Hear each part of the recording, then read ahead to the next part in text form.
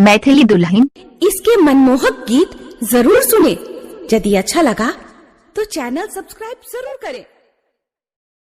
मैथिली दुल्हन आ गया, मिथिलांचल में छा गया।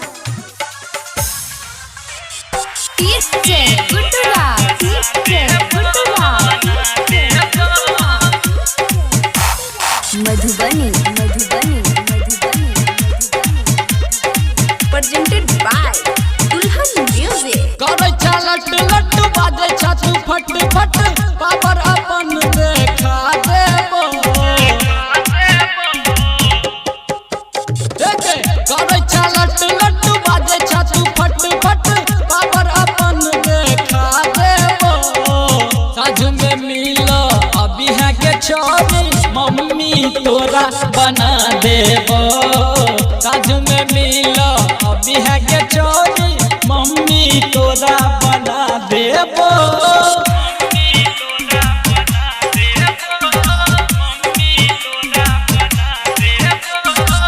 गुड्डूराज गुड्डूराज गुड्डूराज मधुबनी मधुबनी मधुबनी मधुबनी। डीजे सत्यम मदना बाजार।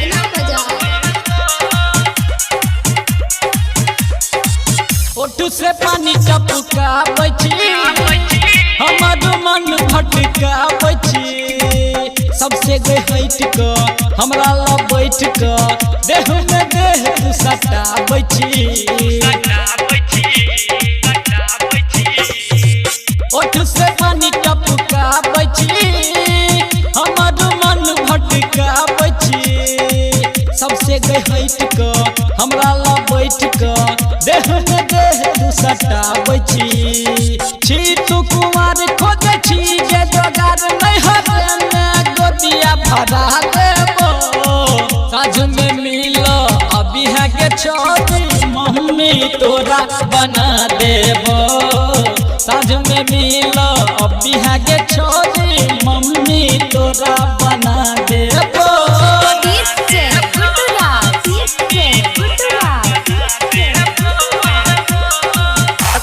मधुबनी मदनेश्वर स्थान मदना से दुल्हन म्यूजिक की शानदार प्रस्तुति। डीजे सत्यम मदना बाजार।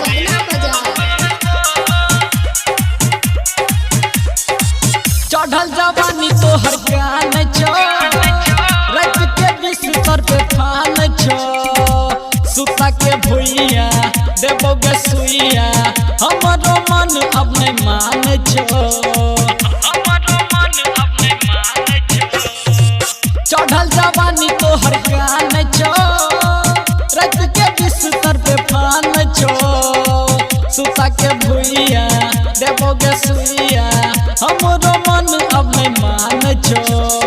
राइटर ओ बैग तोरा ले तो गे पीछा के बोरा गुड्डू दीवाना कहो खा लेबो।